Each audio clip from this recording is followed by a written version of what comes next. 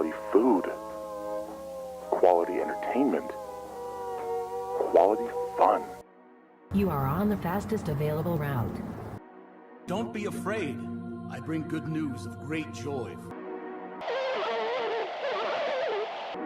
Climb inside the torso and accept your death. We ended up in the same place. There's no one here to help you. That's your motivation.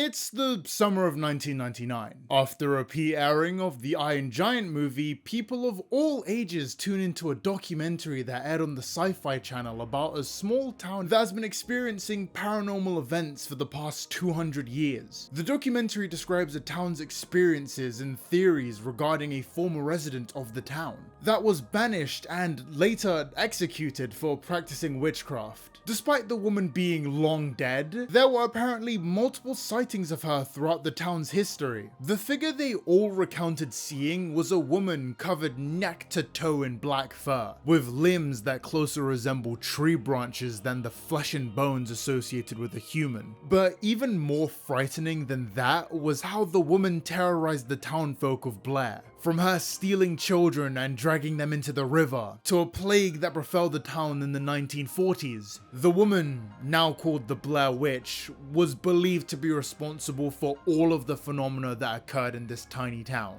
The townsfolk seem completely split on the actual existence of the Blair Witch, with some claiming it's just a hoax caused by 18th century religious paranoia, while others claim that the Blair Witch is very real and has even appeared in their own lifetimes. An explanation was given when a man confessed to the murdering of 7 children, but 60 years later, 3 young adults attempted to record footage of a potential paranormal event caused by the Blair Witch. Their whereabouts are still unknown.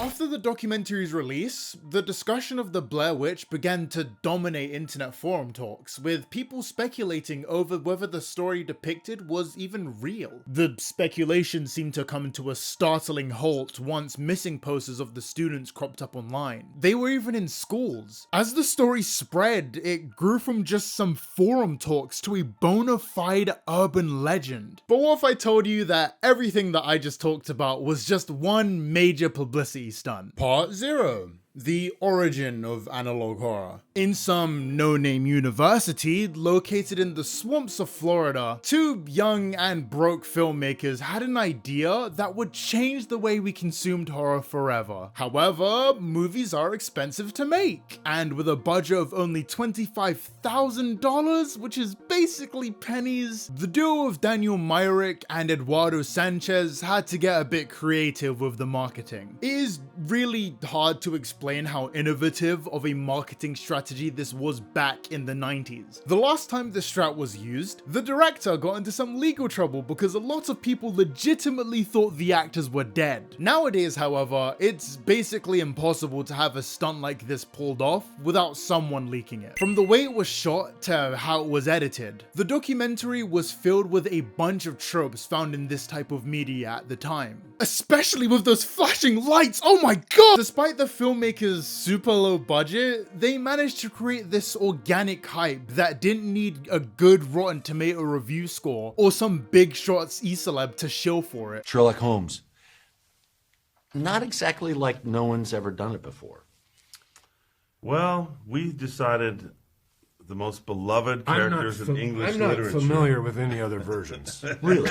The mere discussion of this documentary kept the hype alive 4 months until the actual film's release. And oh boy, were people excited about this film's release. The film was recorded in just 8 days and immediately stood out with its amazing marketing, which had people convinced it was still real until the credits rolled. That's how good of a job they did making this film feel real. Our look into the story is via a shaky camera held by the protagonists of this film. It's messy and doesn't look all too good, but that that was to the film's benefit because it allowed the movie to feel just that more real. As if we just brushed off an old VHS tape and witnessed the horrors within. The actors were given basic notes and were then told to just improvise a lot of their performances, creating this eerie and intimate atmosphere that just makes you feel uncomfortable watching these characters slowly lose their minds.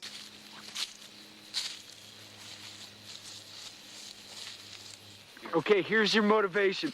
You're lost, you're angry in the woods, and no one here is here to help you. There's a fucking witch, and she keeps leaving shit outside your door. She left little trinkets, you fucking took one of them. She ran after us, there's no one here to help you. We ended up in the same place.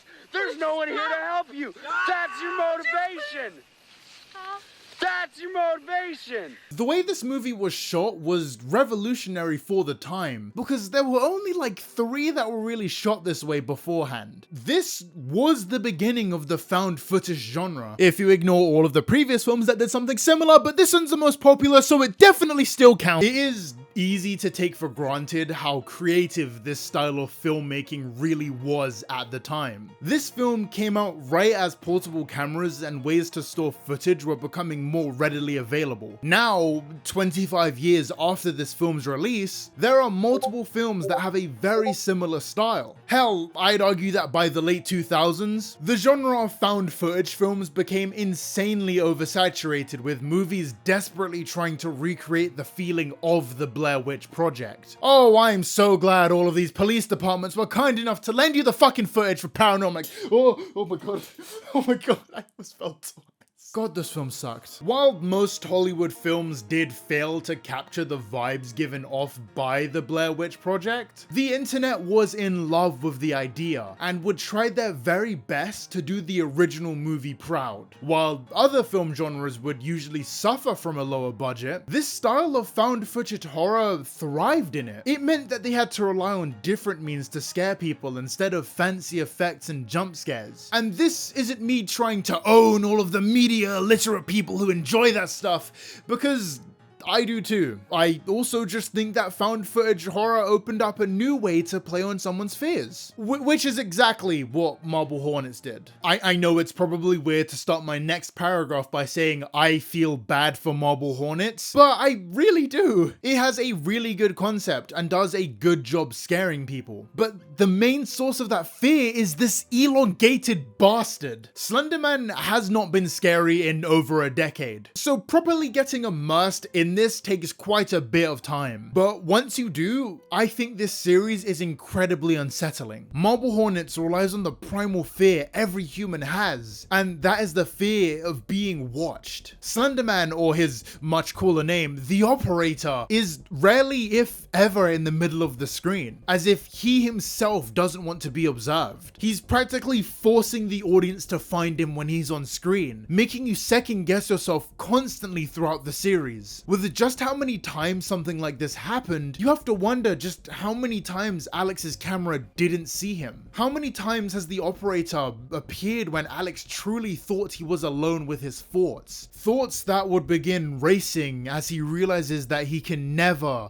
truly be alone again. Like, I don't get scared easily. Thank you guys. Hello. Thank you so much. Oh, it's you, Brian? Okay. He's here! Yo, no, he's here! He's here! He's here for me!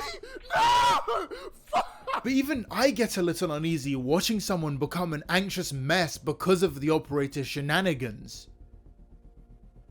Fucking shenanigans, when have I ever said that? Just like the Blair Witch Project, Marble Hornets was a product of the limitations Troy Wagner and Joseph Dalage faced. If you thought the budget for the Blair Witch Project was low, these two worked with only $500 for the first season, which I think also added on to the reason so many people gravitated towards this style of horror. The gateway for entry was much smaller than anything else at the time, so a lot of young filmmakers were inspired to try and create something amazing despite these limitations. More found footage style videos would be posted for the next few years. However, a major shift happened as the quality of technology increased. While most found footage content in the 2010s did adapt to the new expected standard for videos and films, there was a growing number of creators who actually tried to imitate the characteristics associated with those 20th century horrors. This shift gave birth to a new subgenre, genre, which captured all of the intimacy of found footage content and brought it to its logical extremes. Analog horror.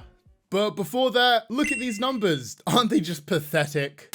Hi, I'm Bored Oranges, wannabe millionaire and part-time influencer. Sorry, I gagged. I want to hit 100k before I die of old age, and you can help by hitting subscribe. Only about 20% of the people who watch my videos are, so if you like my content and find yourself coming back, then hit subscribe. It has a cool little rainbow effect every time I say it now. Subscribe. Subscribe. I have a Discord, we host bi-weekly events, and the members are just the nicest community of people. I have a Twitter and Instagram, which you should check out if you want to see my unhinged posting. And if you're feeling generous, you could give me your money. My legal team has informed me that that last sentence might give the wrong impression. Channel memberships give you all the benefits listed on screen, so do that if you have money to spare. I really need to buy a third Nintendo Switch. Anyway, back to the video.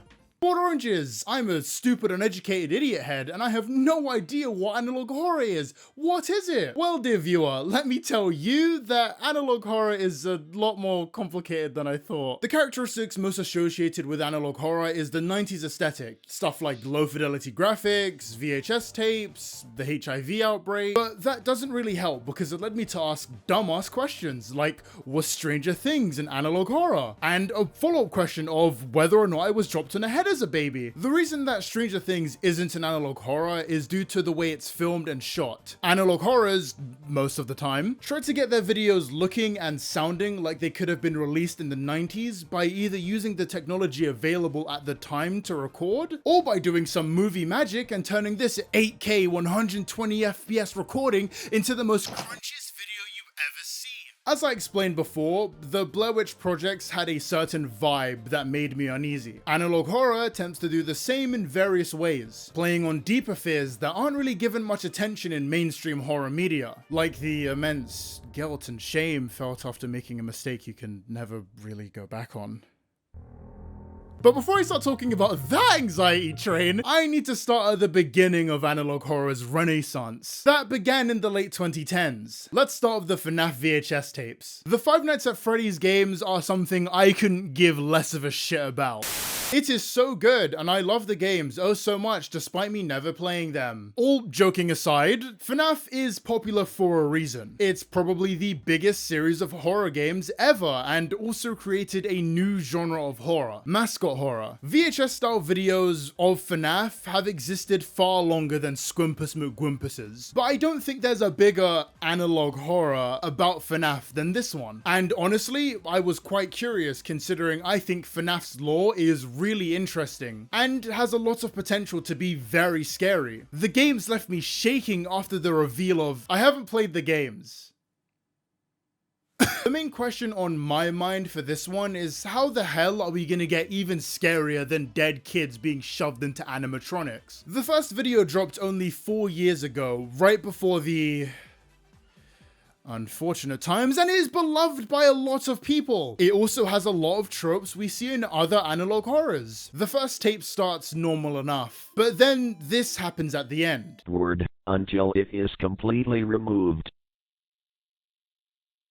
Climb inside the torso and accept your death. This happens for the next few videos, with each animatronic having a different paranormal malfunction, until Pyrocynical makes a cameo, and we get some spooky images. I haven't really played FNAF. I don't hide that fact, so I legitimately might be missing something here. But the FNAF VHS tapes aren't scary. I think in analog horror, going into detail on the darker aspects of the FNAF lore is interesting. The reason this one loses me is because once you get past the initial shock of finding out kids are in the animatronics, the horror just kind of ends unless you count jump scares, I guess. It also gives the viewer a pretty big role in being Michael Afton, the son of the main villain of the franchise, William Afton, which goes against what made something like the Blair Witch so uncomfortable. I was a person looking into someone else's life. I wasn't a part of their world like I am with this one. It makes it a lot harder to drum up those emotions when in lore, I was at my dead dad's last barbecue or something. It's also a reason I think most analog horrors don't tie themselves to any pre-existing media,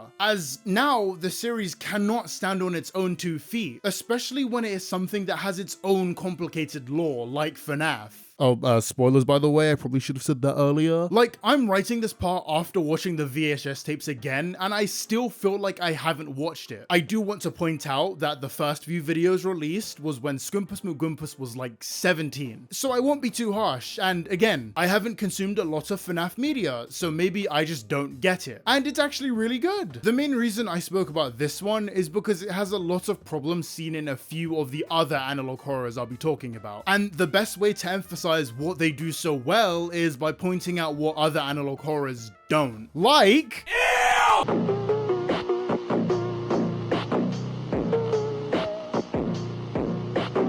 But before that, I'd like just 1 minute of your time to shill a service I legitimately use. When you're as terminally online as me, you have to look through a boatload of dodgy links and just overall unpleasant websites. So having a way to completely encrypt my connection is always going to be super helpful. However, VPNs are pretty expensive and are only getting more and more inflated. But what if I could offer you a VPN that was both affordable and has all of the same amazing features seen on the premier VPNs that I can't name for legal reasons? PIA VPN is the 7th wonder of the world, and the only reason why I've kept my Netflix subscription. A VPN, for anyone out of the loop, hides your IP address and safeguards your internet connection through an encrypted tunnel, shielding your digital activities from any prying eyes trying to use that data maliciously. Since the loser-lamer version of Netflix is kind of like owning a candy store but you can only eat one brand of candy for the rest of your life, using PIA VPN gives you access to 100% of Netflix's power by removing that stupid region lock they have. That's already a pretty sweet deal, but PIA also protects you from prying eyes trying to get to your personal data, like your ISP for some reason.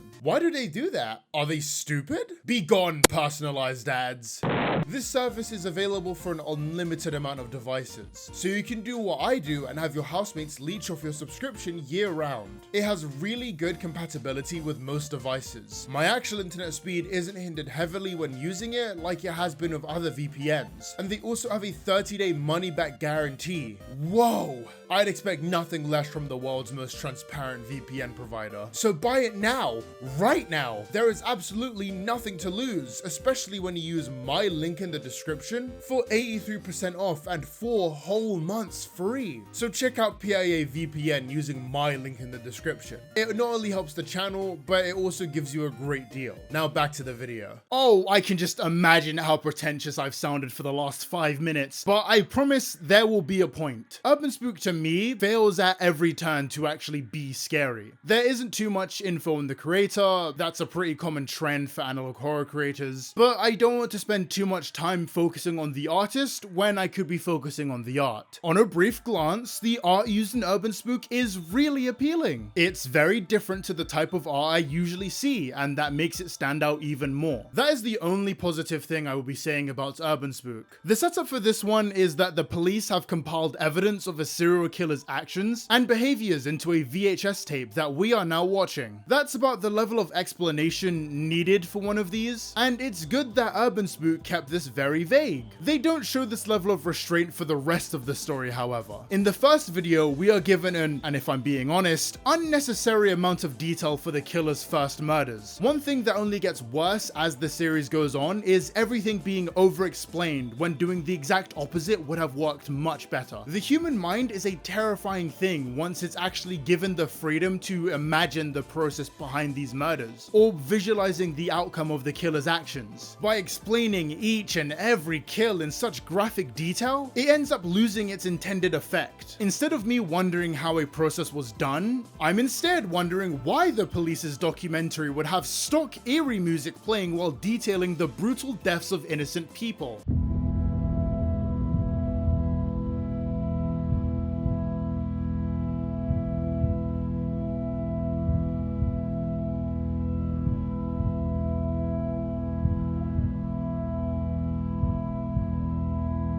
Also, one of the only positive parts about this series was the art used for each murder. If built up enough, I could see some of these images actually being scary. However, get ready to hear me say that a lot when I'm talking about this series, we're spammed with like 20 images in the first video. So what should be a moment we hold on, we're instead getting hit with rapid fire paintings that change faster than they actually set in. Instead of just making fun of this for the next 10 minutes, I would like to offer some constructive criticism towards the series, or at least explain how a bad idea could have potentially been executed better, in my opinion. I'm a fucking YouTuber. The third video graphically explains how two twins were split in half and then sewn together. Taking into account the limitations of the series, what could have been infinitely more effective is if we were just told what happened and didn't see this stupid fucking diagram showing us. Let the mind wander. Let me have gruesome thoughts about how two twins were sewn together. Come on! This is why I think horror novels are so effective,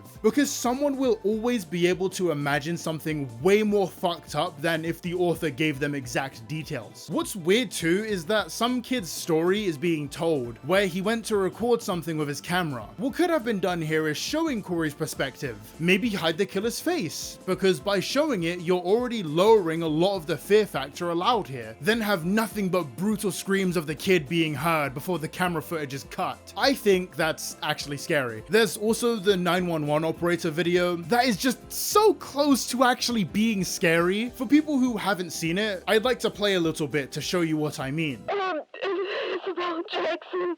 Okay, Isabel, do you have anything to defend yourself with? The what? Isabel, do you have anything to defend yourself with?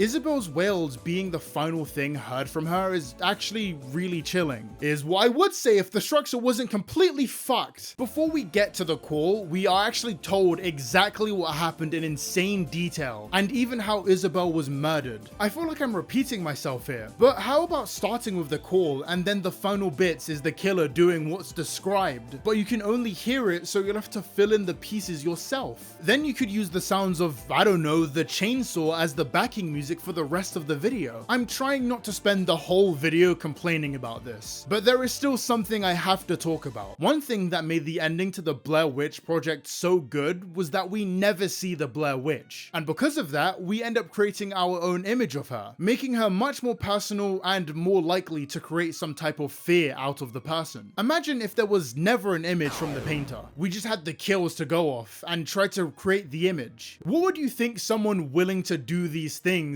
would look like? For me personally, I imagine a man with long, greasy, unkempt hair that nearly covers his entire face, things that almost resemble scratch marks on his neck, his hands having trace amounts of dried blood on them, with the most readily visible parts being under his fingernails, with his face closer resembling a hyena trying to imitate a human's reaction than the real thing. Or, you know, you could just show us who the killer is, I guess. I'm sure there was no alternative that would have been much scarier for the viewer. And to be honest, even if I didn't know what the killer looks like, I still wouldn't think he's scary, and that's entirely because I cannot believe a single thing this motherfucker has done. Urban Spook's killer is so cartoonishly evil that despite all of the horrific things he's done, I cannot take him seriously. During the whole twin sewing fiasco, which is a sentence I never thought I'd say, I wasn't surprised. Like, there needs to be some kind of reason for this dude to be as insane as he is. You cannot convince me someone just woke up and decided to do the things he did. And this isn't me trying to say that the only good villains are the ones that are sympathetic and were wronged by the world and society or whatever. I'm saying that if you're gonna have a pure evil villain, at least give them a reason for why they're doing what they're doing. Kiryoshikage is one of my favorite antagonists of all time, and he shares a lot of traits with the killer from Urban Spook, mainly the brutal ways they execute their victims, and also by the fact that they're both very, very unwell people. レオナルド・ダ・ヴィンチのモナリザってありますよね。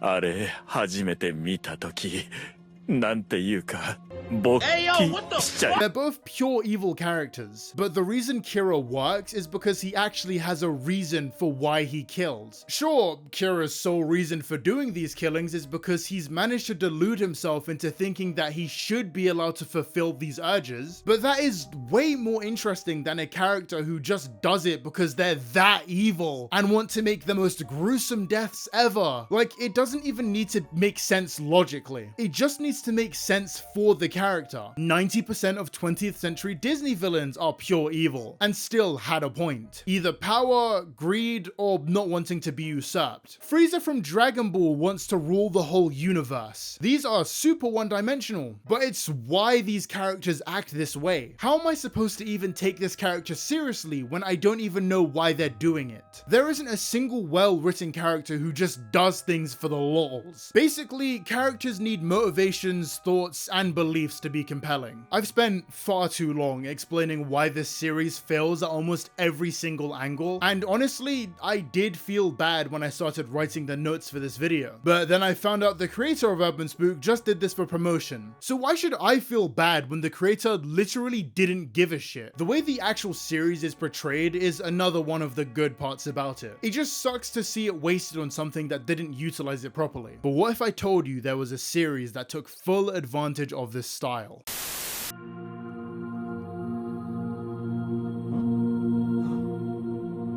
Don't be afraid. I bring good news of great joy for you and all people. Tonight, your Savior was born in David's town. He is Christ, the Lord. You will find him wrapped in swaddlecloth, lying in a manger.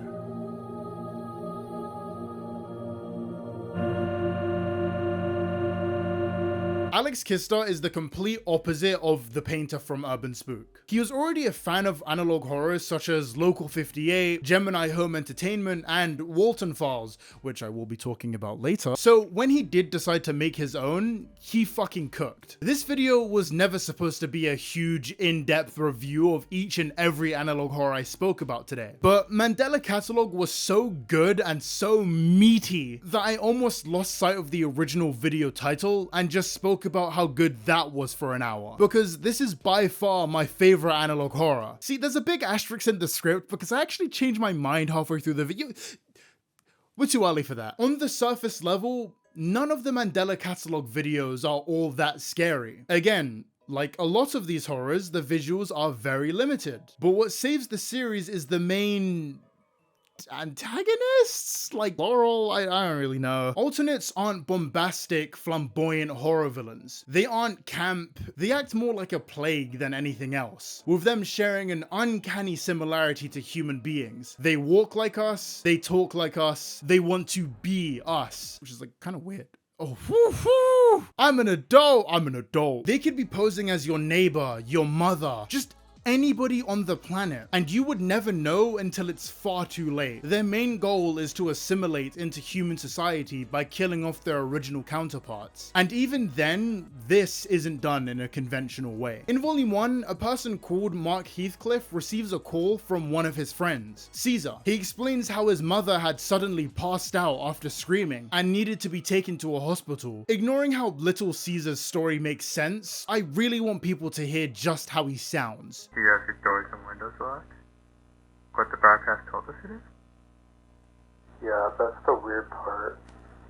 Maybe she saw something? I don't know. You know it's illegal, download copyrighted music? I'm taking you in. I know there are some terrible mothers out there, but Caesar seems to be completely apathetic to the entire situation. His only real focus is getting his security cameras back up and getting Mark to his house. And that's because before this call had even started, Caesar had been murdered by his alternate. So was his mother, and now it attempts to do the same to Mark. It is particularly hard watching this scene due to the alternate trying to lure Mark into his room. Could you imagine that? Someone who sounds and looks just like your best friend luring you into a room to drive you mad. Ignorance is bliss. The usual way an alternate kills a person isn't by laying a hand on them. It's by mentally torturing them by telling them information they were never supposed to know. And despite a person's best efforts, once that information is known, it cannot be easily forgotten. This causes the victims to go insane and eventually off themselves. The government have given a name to this symptom: metaphysical awareness disorder, with a 97% fatality rate, all 100% of those deaths via game ending. But don't worry, because of the 3%, there's a chance you can survive! It's not really clear what these alternates are telling people, but my guess is that it has something to do with the Bible and the stories it contains, since one of the main ways to avoid getting mad is avoid frequent religious practices, avoid unnecessary beliefs in philosophical implications, and avoid opening your eyes when you're certain that the man in the corner is now inches away from your face, watching.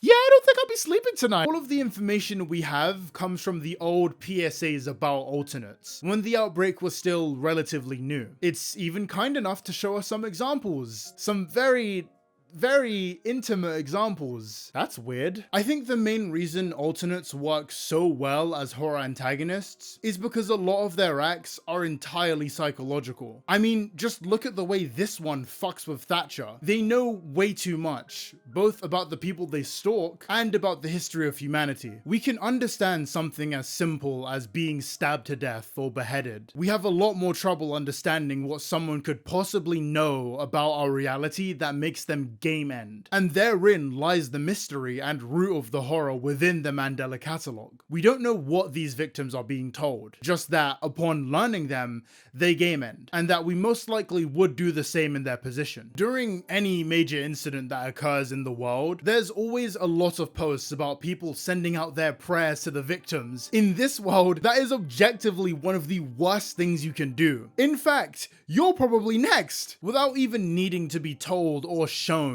I know this is a hopeless world, because there isn't a single person on the planet you can trust, not even your own reflection. As I've said before, these videos come from PSAs, but something very interesting happens a lot throughout them. There's religious media, actual case studies, and camcorder footage all stitched together with odd editing choices, as if the video itself is in on the bit, whether it's briefly teasing us by showing us that Caesar was an alternate, or the changes made to the story of Noah's Ark that shift it completely on its head, or hell, the thing we saw in the first few minutes of the Mandela catalogue.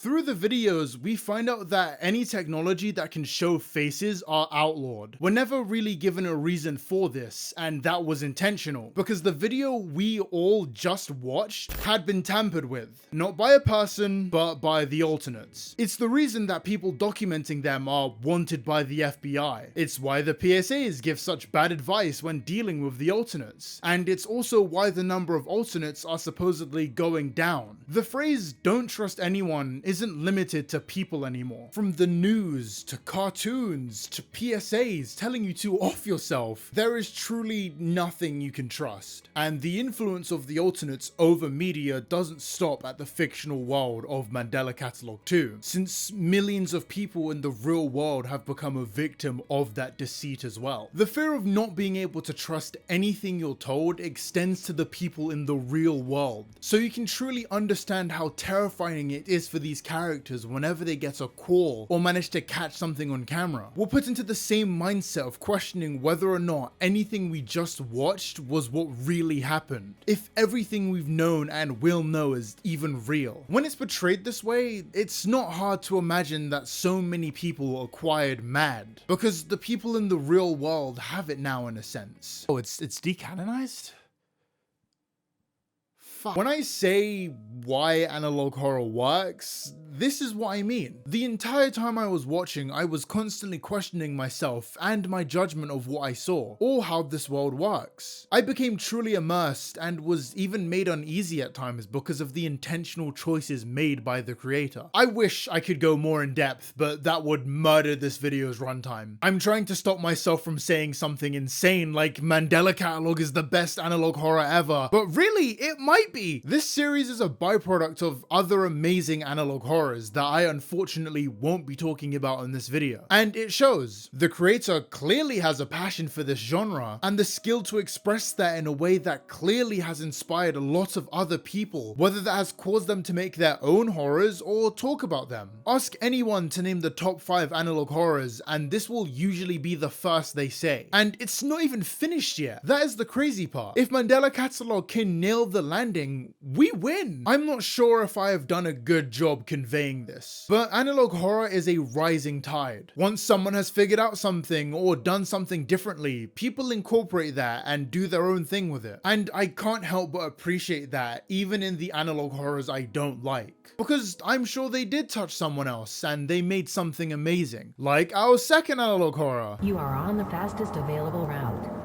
As I've said before, the two most innate human fears is the fear of being vulnerable of another person and the unknown. I think Chris Straub captures that perfectly with just how little context we're really given for any of what we end up seeing. Beginning in 1938 and being spaced out over every few decades, Local 58 began receiving odd broadcasts. The first, titled Contingency, where a government issued message told the residents of America to off themselves after the US surrendered to an immeasurable enemy force. Problem with this one is that it's actually believable. Fucking victory position. Only the US could come up with something like that. The other episodes follow a similar structure. A normal broadcast gets interrupted by something and flips whatever we were watching on its head. Like the show for children, where after 40 years of no incidents like Contingency, the animation depicts the main character's endless search for their spouse before ending up in a grave. 1 second, I just need to...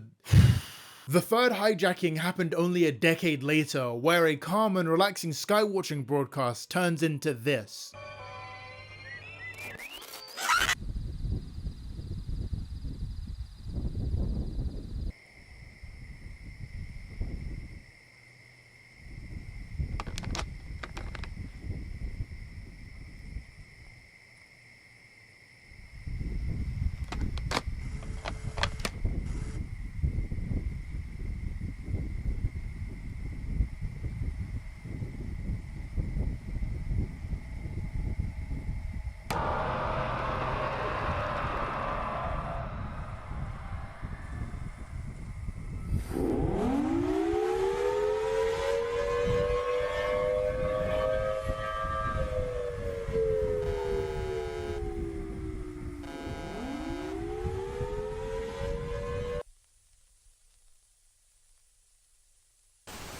20 years after that, we're up to modern times, with things like iPhones and sat-navs that always take you on the fastest possible routes. The fastest route to your fucking death. Another emergency broadcast happened just 3 years later, instructing people to not go outside, before the broadcast begins to say the exact opposite. The reason these descriptions are so short is because there was basically nothing for illiterate fucks like me to latch onto. Local 58 almost entirely lets the viewer come to their own conclusions, causing me on my first watch to believe everything we just watched was technology gaining sentience and then turning on humans. I'm technically not wrong, and any theory someone comes up with technically isn't, because we never really will know what happened. But after doing some research, looking on the wiki, I found the main 3 schools of thought on the most popular theories regarding Local 58. The first, and the one I believe in the most, is the idea that the broadcasts are a warning for an imminent alien invasion. For whatever reason, aliens have taken a liking to the shithole I have to share with 8 billion other people, and have attempted to kill us off before their arrival by controlling our technology. Firstly, starting with broadcasts, before making more elaborate plans with the increasing power of tech. The fastest possible route episode being the first phase of their plan to take over Earth. MatPat also brings up TV frequencies and brings up a very cool detail that is on screen now. Second theory is the idea that the moon is actually some sort of eldritch entity, causing all of the weird things to happen. And the third is that the local 58 channel is trying to gaslight people into thinking something bad is actually happening. But as I said before, we'll never really know, meaning my original theory still holds up. Local 58 has an insanely high production value, but at this point that feels a little obvious to say now. The initial limitation founded in analog horror was that only poor people did it. A lot of them lacked the budget to really cut loose, but this ended up being a strength in the end. So what if someone just said, fuck that, here's animations, custom art, a fucking game?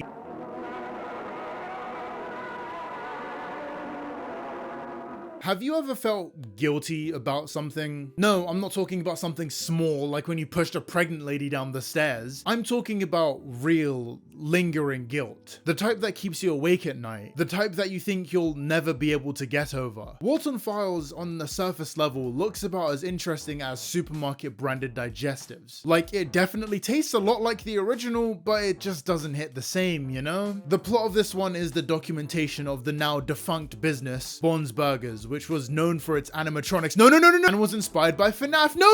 It's actually really good and one of my favorites. The creator, Martin Walls, used a very similar concept to tell a very gripping story about guilt and grief, without falling into the same hole as something like the Squimpus FNAF series. Out of all of the series I talked about, I think Walton Files captures the I shouldn't be watching this vibes given off by the Blair Witch Project the best, due to us seeing and reading a lot of intimate moments between the two families of the series. The Waltons, obviously, and the Krankens. Jack Walton and Felix Kranken were the two co-founders of Bond's Burgers, but Jack would mysteriously disappear before the restaurant could ever open. In the first tape, the AI voice narrating almost seems to break character whenever Jack is brought up, with his picture always being shown throughout the series, but more and more warped over time as if the tapes are ashamed of this image as well. Felix is in a similar boat, the co-founder of a company that became the sole owner once Jack disappeared. Supposedly a pretty well-meaning guy, a crippling alcohol addiction. The tapes slowly unravel the complicated pasts of the two families, the main attraction being the complete breakdown of Felix's and Jack's relationship, and the ripples left by that bridge being burned. In the videos that are public though,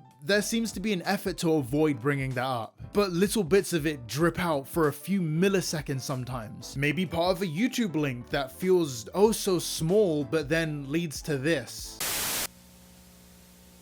You must be so confused about what you saw. Don't be scared, my little bunny. Answers will be given eventually, but don't try to solve this puzzle only with the pieces you have so far. This is only the beginning. For I'm going to tell you a story of broken people, beautiful people. He is so sorry about what he did to them, but there's nothing he can do. Remember that. Safety and pills, Sophie. Safety and pills, Sophie. Safety and pills, Sophie. Safety and pills, Sophie.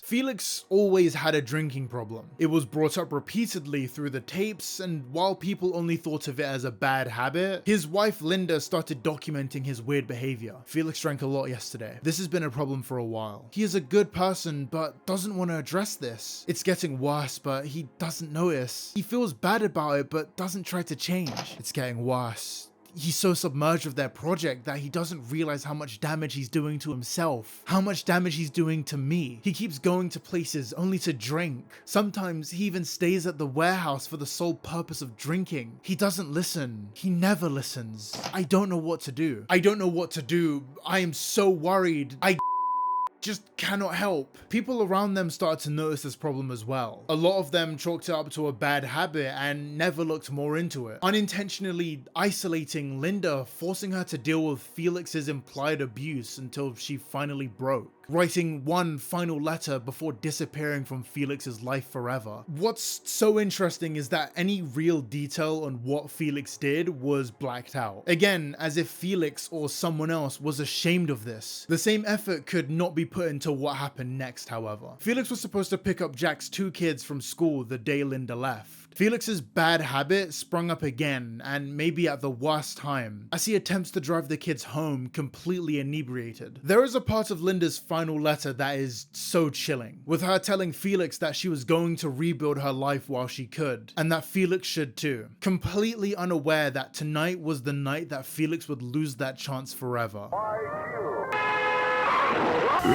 Oh God, what am I gonna tell Jack?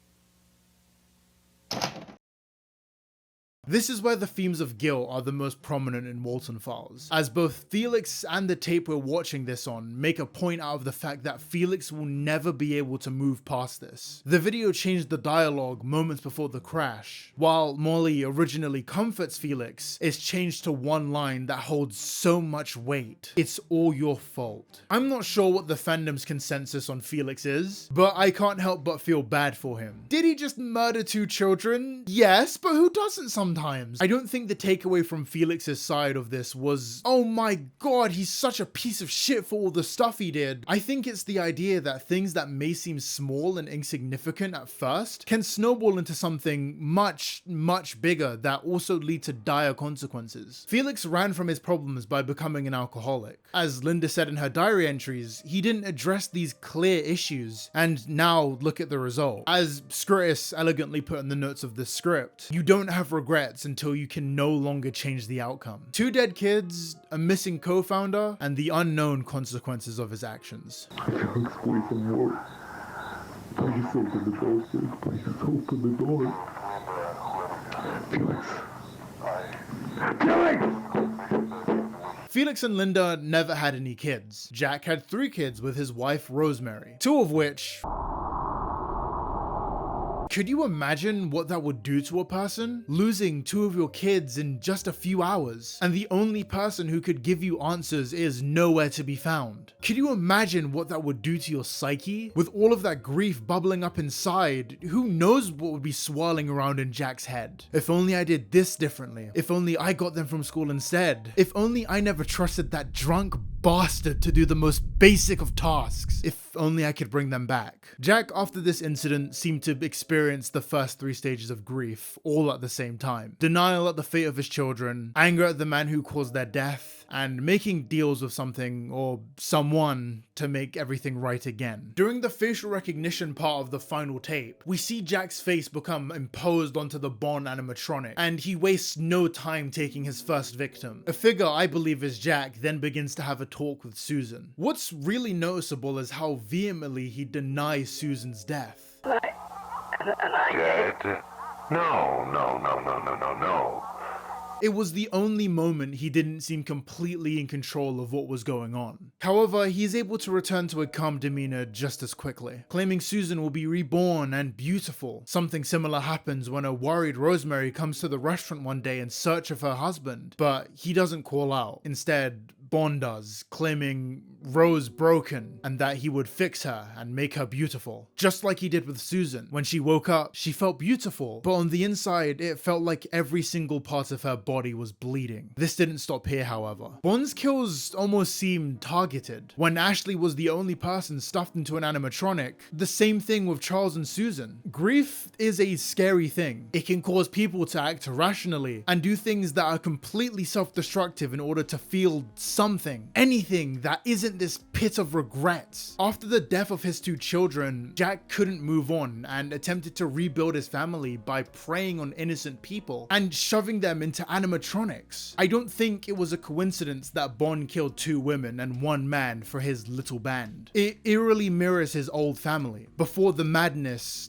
before the accident. Now, They're beautiful. I think that's why Jack's image is always distorted, because in his twisted mind, those images represent a version of himself that lost everything. The version of himself that couldn't accept what happened that night. But now as Bon, he doesn't need to feel grief because he has this new family, his wife, Shah, and his 3 beautiful children, Buzu, Bani, and Billy. He saved them. Without him, they would have all faded away, spirits without a body to be tethered to. And despite all of that, he knows that his family isn't complete yet. One of his children managed to survive that night, and due to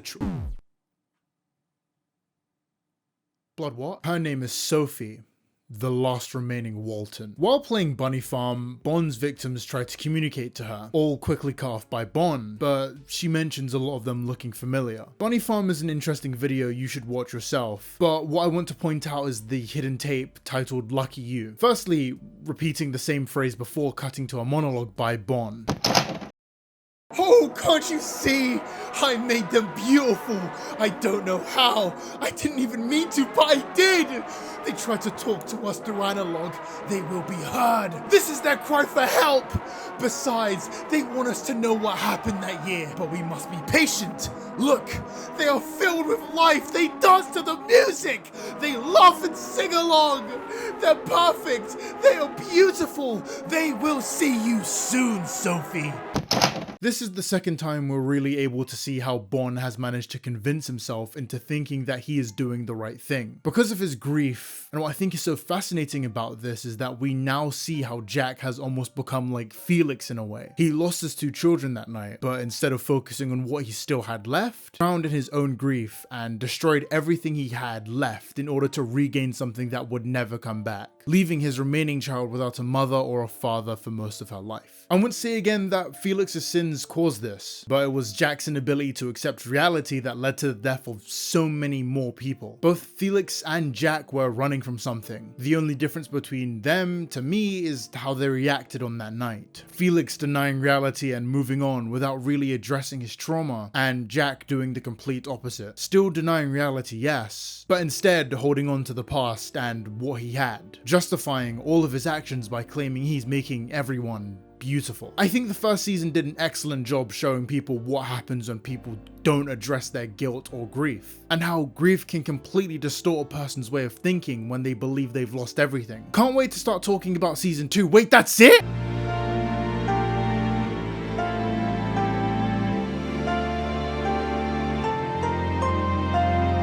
Before making this video, I didn't really get analog horror. I kind of just thought it was stupid shit 13-year-olds would get into and hyperfixate over, like Hazbin Hotel. However, once I actually sat down and saw the passion some of these creators had, I was completely taken aback by how much they fucking cooked. If you could put my enjoyment of analog horror on a line graph, it would look schizophrenic, but it would end extremely high. The genre was founded on low-budget found film movies, and by the end, we got full-blown animations, and despite the biggest blow-up, it's still extremely accessible for people who want to get involved and make their own thing. It is truly a rising tide for this genre, as creators actually promote one another's series to get their names out there. Both the silent agreement that someone doesn't own a very generic idea, and the fact that this genre hasn't been poisoned by Hollywood yet, has caused analog horror to flourish, and I fucking love that. I don't think there was anywhere horror could go after like 2017. And yeah, I have been pleasantly surprised by a community of people with the most basic film setups managing to add their own individual spins to horror. I'm an analog horror fan now, where I wouldn't have been a few months ago. I'm excited for stuff like Mandela Catalog and Walton Files to get more videos, and I am considering watching a video discussing theories about these series. And to think, this all started with a mockumentary that was released all the way back in July 1999. I'm definitely a bit early, but I'm still gonna call this an anniversary video. Oh wow, wasn't that a whole lot of waffle? After editing everything but the outro, I can now say that sweat, my hands are tired, my eyes burn, and I'm never doing this again. Keep your chin up, editor man. If you just stay up for a few more hours, you'll get the video done. As much as I'd love to take credit for all of this, I do have to begrudgingly thank the people who helped me with this video for free, or just looked over the script to make sure I wasn't bullshitting. So a big thank you to Think Fast, who helped by adding notes for the script. She helped me with the structure and also the talking points for the Blair Witch section of the script. Thank you to Scritus or Scriptwriter, Streamline Workshop, and The Right Opinion for looking over the script and leaving notes. I also need to thank the Discord server for steering me in the right direction when it came to which analog horrors I should watch. And the one last thank you to my channel members: Lumix, The Wolf Drake, Levi, Killer Bee, Some Dude, Sabin, Hobby Yellow, Nate Rassman, Israfel's Fire, Ant, Pwep, Nokocho Official, Grizzly Bear 1996, and Kinda Snowy. You guys are a major help in letting me fund these stupid videos, so I appreciate every single one of you. I wish I could stop waffling, but I also have to announce that I will be attending VidCon. If anybody is going there and you do recognize me, don't be scared to say hello. I promise I don't bite, I'll just murder you. So yeah, that's the end. I'm not sure I will be posting next week, but I have a bunch of videos planned for July. My birthday is also coming up, which I'm super excited for, but yeah, I need to start packing. I hope you all have a wonderful day. See ya, lads.